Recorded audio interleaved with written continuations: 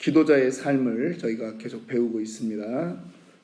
지난 시간에는 우리가 기도자가 구하고 두드리고 또 결정하는 것에 대한 원리들을 우리가 살펴보았습니다. 오늘은 9번째 시간입니다. 기도의 삶, 성경으로 기도하는 것에 대해서 살펴보려고 합니다. 이제 다음 시간부터는 이제 감사함으로 기도하는 것에 대해서 또 살펴봅니다. 오늘 우리가 살펴보는 말씀의 목표들이 있습니다. 한번 학습 목표 한번 읽어봅시다. 시작. 성경의 약속들을 기도에 사용하는 것을 배우게 된다라고 하는 것이죠. 성경에 약속들이 분명히 있습니다. 그런데 우리가 그거를 기도에 사용해야 하는 것입니다. 예수님은요, 기도하실 때, 또 말씀하실 때, 또 사역의 모든 영역에서 말씀이 근거가 되셨습니다. 그래서 여러분들이 성경 말씀을 읽을 때, 특별히 마태복음 같은 경우, 요한복음 같은 경우 보면은 말씀에 응하게 하시려고 라고 하는 그러한 제목들이, 그러한 구절들이 많이 나와 있습니다. 예수님도 그 구약에 예언된 그 말씀의 성취를 위해서 이 땅에 오시고 이 땅에 사셨다라고 하는 것이죠. 그리고 예수님은 말씀을 하실 때 구약 내용을 예수님이 늘 활용하셨던 것을 우리는 보게 됩니다. 마태복음에는 어느 구절들이, 어느 성경의 부분들이 많이 활용되었죠? 시편, 그리고 이사야서, 이러한 내용들이 예수님이 많이 사랑했던 말씀들입니다. 시험을 당할 때도 예수님은 그 말씀을 사용해서 시험을 이겼던 것을 우리는 잘 알고 있습니다. 성경에 되어 있는 말씀은 두 가지로 나눌 수가 있습니다. 첫째로 예수님에 관한 약속의 말씀드리고요. 두 번째는 일반적인 그러한 약속들입니다. 예수님에 대한 그 약속들을 보면 메시아에 대한 거지요. 구약 성경에 약속되어 있는 것이고 그것이 예수님을 통해서 실현되어 있다라고 하는 것을 우리는 알고 또한 믿습니다. 엠마오로 가는 두 제자들에게 예수님이 나타났습니다. 예수님이 그들에게 나를 봐라, 그렇게 말씀하시지 않으셨어요. 예수님은 그들에게 무엇을 풀어주셨다고 했습니까?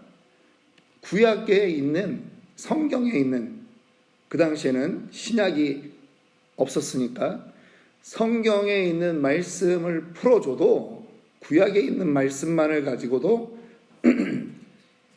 십자가에 달리신 예수 그리스도가 구세주라고 하는 것을 충분히 증명 가능했다라고 하는 것입니다. 예수님은 메시아로서 자기의 생애가 성경에 기록되어 있다라고 하는 것을 아셨을 뿐만 아니라 그것을 가지고 사람들이 자신을 그리스도로 고백할 수 있도록 하셨습니다. 예를 들면 마태복음 21장 42절에 예수께서 가라사대 너희가 성경에 건축자들의 버린 돌이 모퉁이의 머릿돌이 되었나니 이것은 주로 말미암아 된 것이요 우리 눈에 기이하도다 함을 읽어본 일이 없느냐. 원래 이 말씀은 어디에 기록되어 있는 말씀이에요?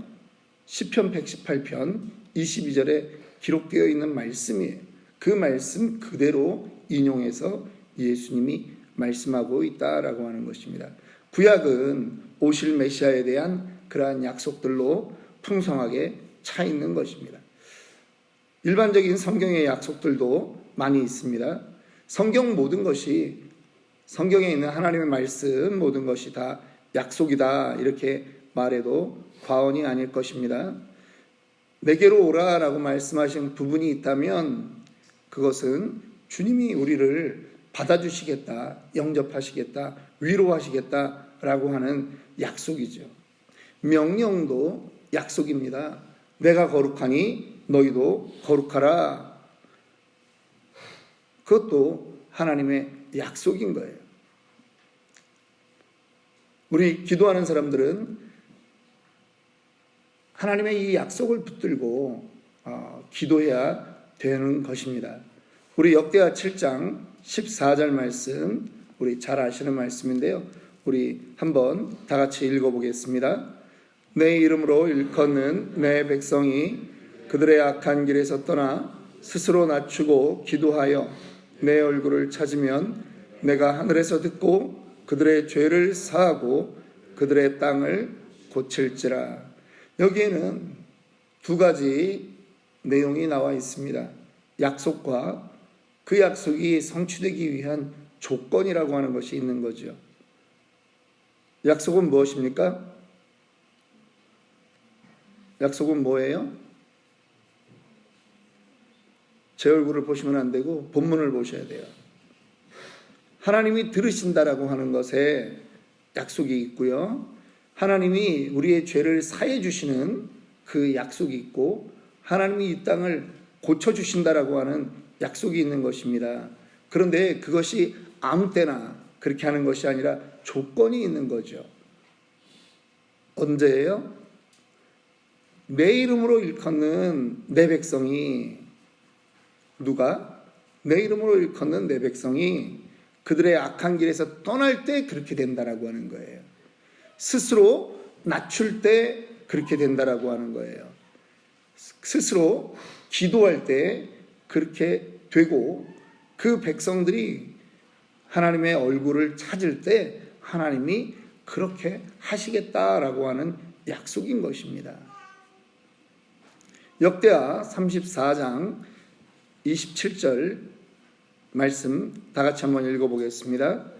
내가 이곳과 그 주민을 가리켜 말한 것을 네가 듣고 마음이 연약하여 하나님 앞 곧 내 앞에서 겸손하여 옷을 찢고 통곡하였으므로 나도 네 말을 들었노라 여호와가 말하였느니라.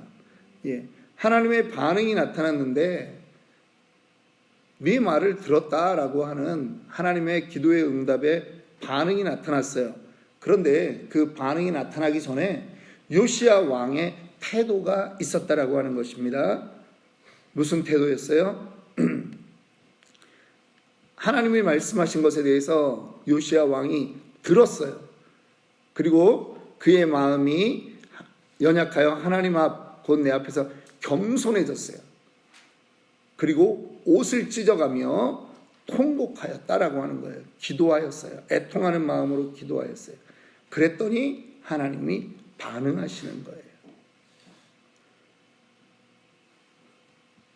우리는 다니엘서를 보면서 사드락과 메삭과 아벳느고가 느부갓네살 왕이 만들어 놓은 그 신상에 절하지 않았을 때 어떤 형벌을 받게 되는지 우리는 압니다.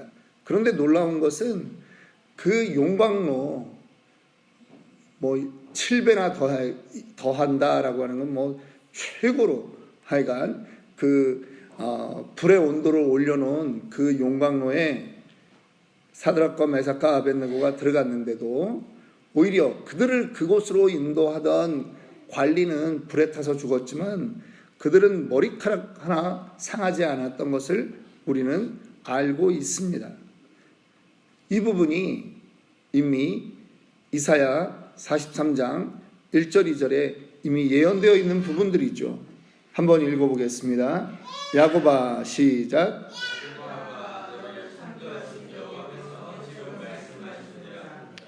이스라엘아 너를 지으신 이가 말씀하시느니라. 너는 두려워하지 말라. 내가 너를 구속하였고 내가 너를 지명하여 불렀나니 너는 내 것이라. 네가 물 가운데로 지날 때에 내가 너와 함께 할 것이라.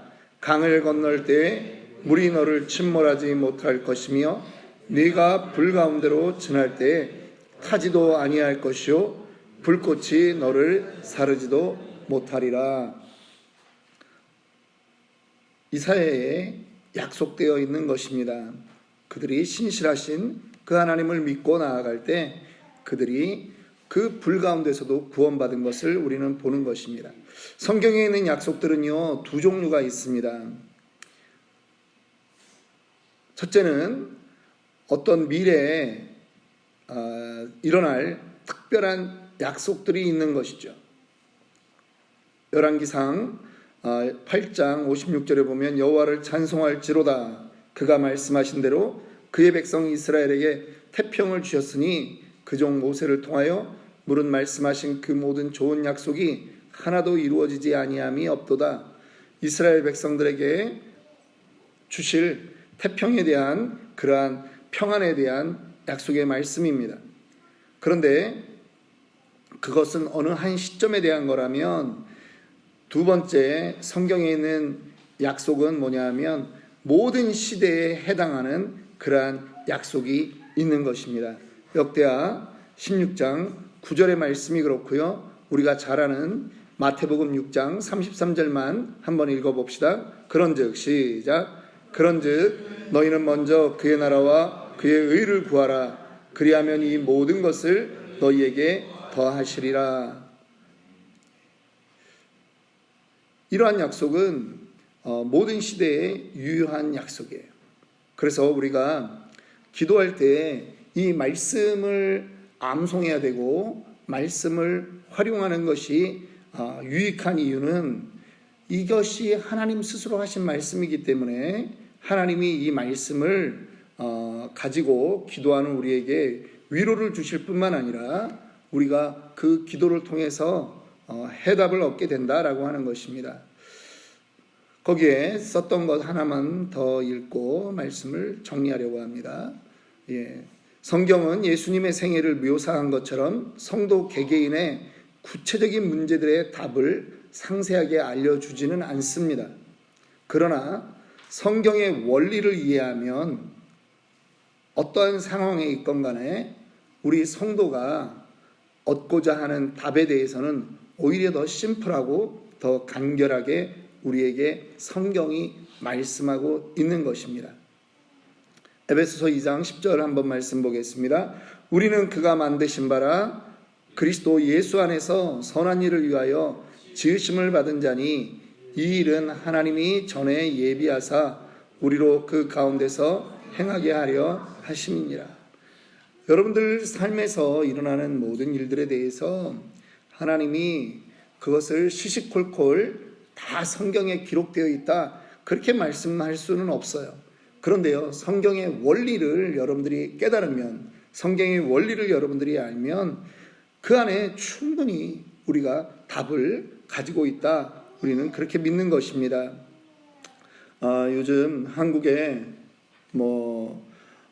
한때 어떤 사람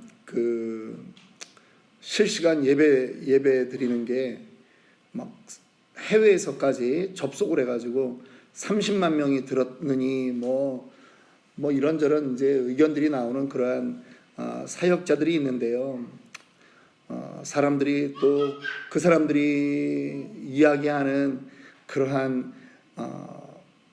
말씀에, 그러니까 그 사람들이 이야기하는 말씀이라고 하는 것이 뭐냐면 이 시대가 어떻게 되고 미국이 어떻게 되고 트럼프가 어떻게 되고 막 이런 얘기들을 막 과하게 해서 조심해야 되는데 하는 이제 그러한 염려가 있었던 사람들이 지난 한 주 한국에서 아주 많이 시끄러웠습니다.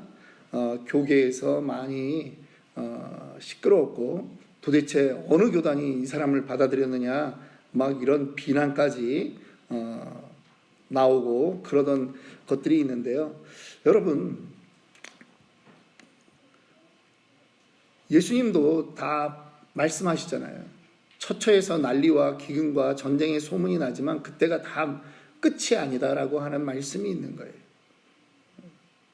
사람에 대한 판단의 기준은요, 여러분 눈에 보이는 그 사람의 모습이 아니에요. 사람에 대한 판단의 기준은 뭐예요? 예수님이 말씀하시잖아요.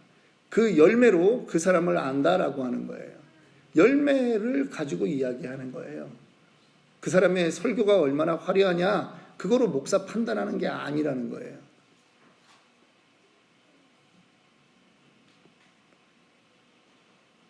그 사람의 삶의 열매로 판단하라는 거예요. 이게 성경의 가르침이에요. 여러분들 사석에서 하나님의 은사에 대한 이야기도 뭐 나누고 그런 적들이 있습니다만, 여러분들 우리는요 전부 다 이 은사에 대해 사모하는 것들이 있죠. 예. 왜 없겠어요? 은사를 사모하지 않는 것도 비성경적인 것이에요. 그런데 은사에 대해서도 정확히 알아야 되는 거예요. 은사는 선물이에요. 기프트예요. 그래서 어떤 사람은, 은사를 못 받은 사람은 전혀 없습니다. 은사를 못 받은 사람은 단 한 명도 없어요. 하나님이, 공평하신 하나님이 다 주셨어요. 그런데 저 사람이 가지고 있는 걸 내가 가지고 있지 않다고 힘들어할 필요도 없다라고 하는 거죠. 한 가지 예를 들어보면 그렇습니다. 방언을 하느냐 못하느냐. 사도 바울은 말하죠. 내가 다른 사람보다 더 많은 방언을 하기 때문에 하나님께 감사한다.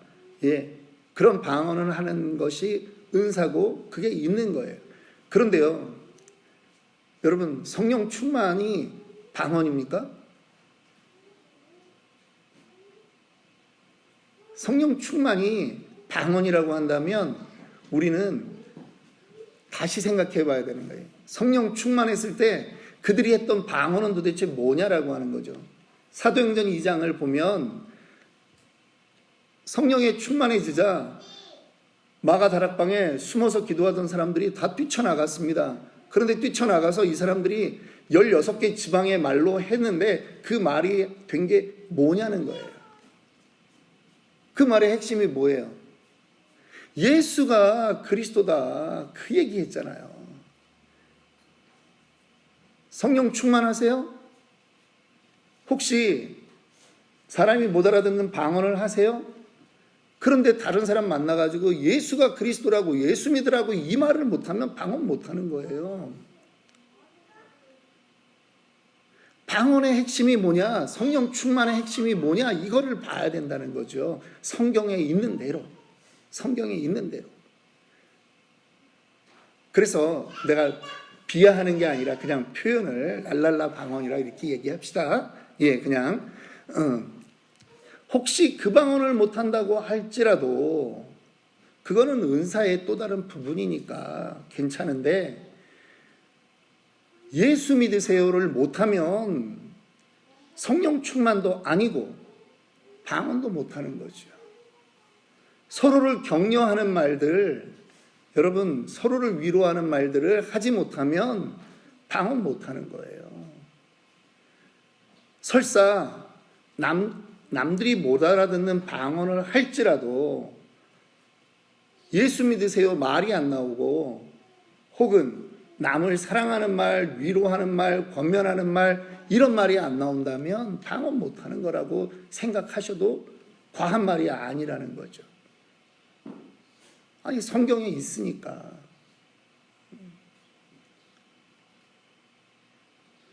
그래서 우리가 무엇인가를 판단하고 우리가 무엇인가를 할 때 우리의 기준은 무엇이냐? 나의 마음이 아니라 성경에 기록된 약속이라고 하는 것입니다. 그래서 다시 한번 오늘 유인물 맨 위에 학습 목표로 가는 거예요. 오늘 우리가 공부하고 배운 이유는 뭐라고요?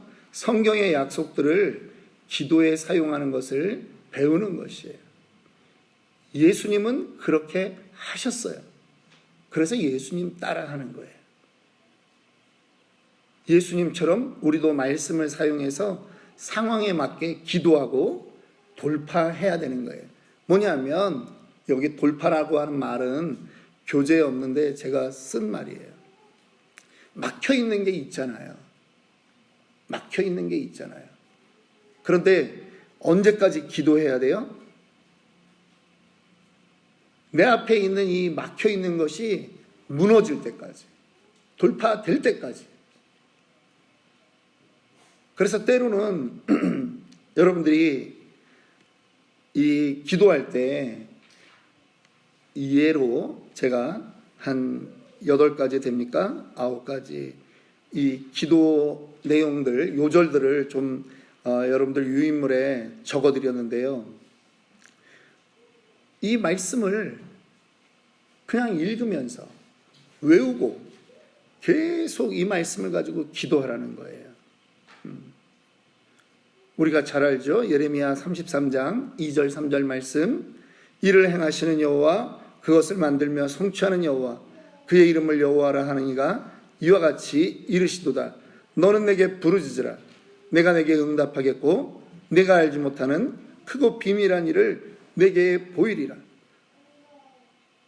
하나님 앞에 우리가 통성으로 기도하고 부르짖어야 돼요. 그럴 때 하나님이 응답하시겠다라고 말씀하셨어요. 때로는 우리가 그 일에 대한 결과를 몰라요. 답답해요. 그런데 이 구절을 가지고 계속 기도하는 거예요. 부르짖는 거예요. 그럴 때 하나님이 우리에게 보여주시는 내가 생각지도 못했던 그 일을 보게 된다라고 하는 것입니다. 기도할 때 마음에 의심이 듭니까? 말씀을 가지고 기도해야 됩니다. 요한복음 15장 7절, 너희가 내 안에 거하고 내 말이 너희 안에 거하면 무엇이든지 원하는 대로 구하라. 그리하면 이루리라. 하나님의 말씀이 내 안에 있으면 되는 거예요. 그거를 내 안에 소유하고 반복해서 기도하는 거예요. 말씀이 곧 하나님이시잖아요. 그래서 우리가 담대하게 기도할 수 있는 것입니다. 그를 향하여 우리의 가진 바 담대함이 이것이니 그의 뜻대로 무엇을 구하면 들으심이라. 우리가 무엇이든지 구하는 바를 들으시는 줄을 안즉 우리가 그에게 구한 그것을 얻은 줄을 또한 아느니라. 얻을 줄을 아는 게 아니에요. 이미 기도하고 구한 것은 받은 줄로 믿으라. 예. 이미 받은 거예요. 얻은 거예요. 근데 그것이 나에게 안 와닿잖아요. 그 구조를 가지고 벽을 치는 거죠. 이 벽이, 의심의 벽이 무너질 때까지. 그래서 돌파될 때까지. 그래서 나의 안에 그것이 확신으로 자리 잡을 때까지 말씀을 반복해서 암송하며 기도하는 것입니다. 오늘 우리 함께 기도하도록 하겠습니다.